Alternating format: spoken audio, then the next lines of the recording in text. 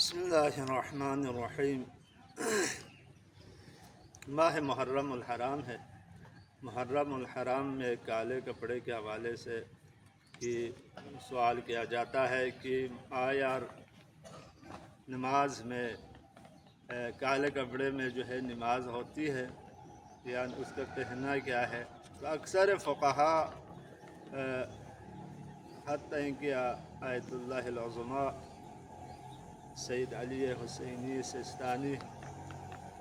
حفظہ اللہ، ان کا تقریباً فتویٰ ہے کہ ایام اعضاء میں کالے کپڑے کالے لباس پہننا چاہیے،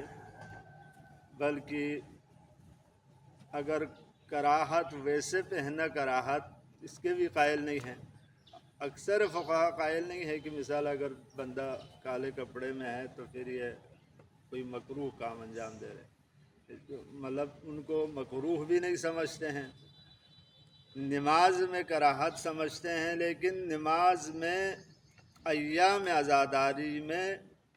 یہ کراہت بھی ختم ہو جاتی ہے، بلکہ باعث ثواب ہے، یعنی باعث احیاء عزاداری مظلوم کربلا ہے، یعنی حماسہ حسینی کا احیاء ہے، کیونکہ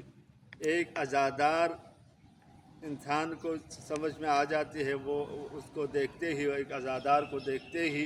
کہ وہ جب کالا کپڑے میں ہو تو سمجھ لیتے ہیں کہ یہ غم حسین میں ہے، لہٰذا کالا کپڑا پہننے میں کوئی حرج نہیں ہے، اور خصوصاً ماہ محرم الحرام میں ضرور پہننا چاہیے تاکہ لوگوں کو پتہ چلے کہ یہ ایام عزاداری ہے، ایام غم ہے، لہٰذا اس میں اکثر فقہا اس بات کو ہی نہیں مانتے ہیں کہ کالے کپڑے میں کوئی مطلب کراہت ہی نہیں ہے۔